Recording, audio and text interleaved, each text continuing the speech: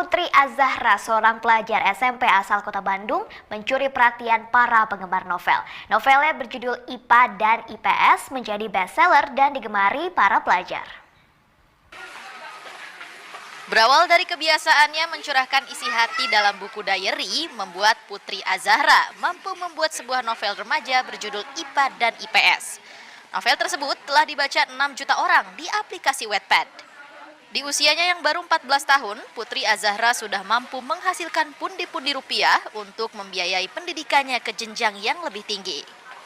Terinspirasi oleh para penulis di Pad, rencananya 3 buku lagi akan segera diterbitkan. Ia pun berharap novel IPA dan IPS bisa diangkat ke layar lebar dan dinikmati oleh lebih banyak orang. Sebenarnya awalnya cuma iseng, terus kayak hobi doang. Terus jadinya banyak yang suka gitu, terus diterbitin.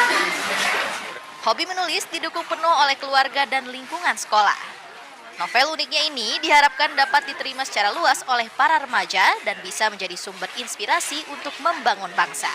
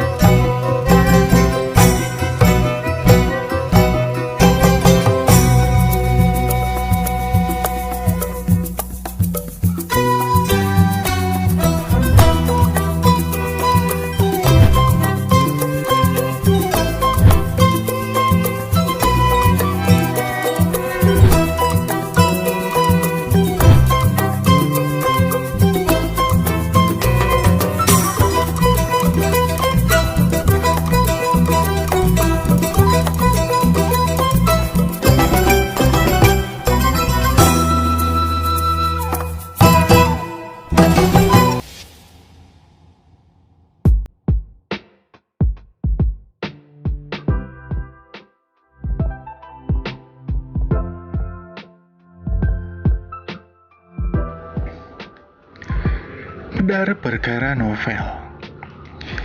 Istilah novel asalna tina basa Latin, nyaeta novelus. Tina kecap novus anu hartina anyar. Disebut anyar teh peda novel gelarna anyar di dunia sastra umumna. Upama dibandingkeun jeung wangun sastra liana seperti puisi jeung carpon. Tapi dina sastra Sunda mah sabalikna. Novel teh leuwih ti heula medal jadi buku batan carpon. Novel teh carita rekaan wangun lancaran jeung kaasup karya sampeuran. Umumna panjang, sarta galur carita atawa plotna ngaran cabang. Kukituna, novel bisa dimidangkeun rupa-rupa palaku, kajadian jeung laluasa ngahirupkeun karakter masing-masing palaku.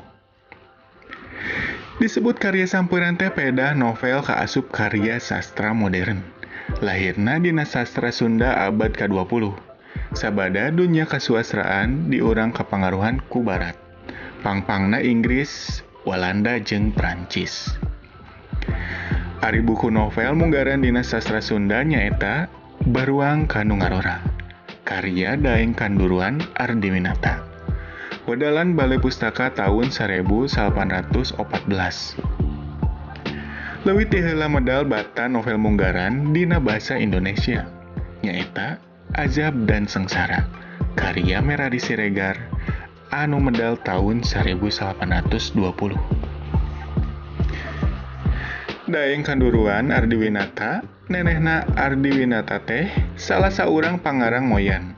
Lahir di Bandung tahun 1886. Tur tilar di Tasikmalaya tahun 1847. Indungna Nyimas Rukmi Teureuh Sunda. Ari bapana Baso Daeng Palau atau sok disebut Daeng Sulaina, turunan Bugis. Tahun 1812 nampa pangajen ti pamarentah Walanda pikeun jasa-jasana. Sarta menang menggunakan gelar Kanduruan.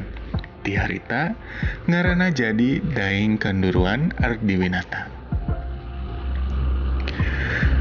Novel Sunda terus medal carita nage luyu jeung kamakaran zaman.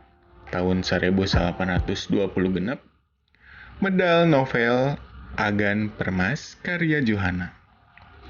Tahun 1828 medal novel Rusia Nu Goreng Patut karya Sukria jeung Johana, jeung novel Mantri Jero karya R. Memet sastra Rahadi Prawira.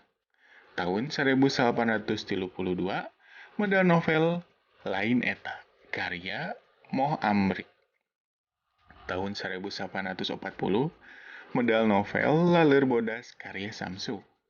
Tahun 1851 medal novel Gogoda Kanu Ngarora karya M.A. Salmun jeung Rea deui.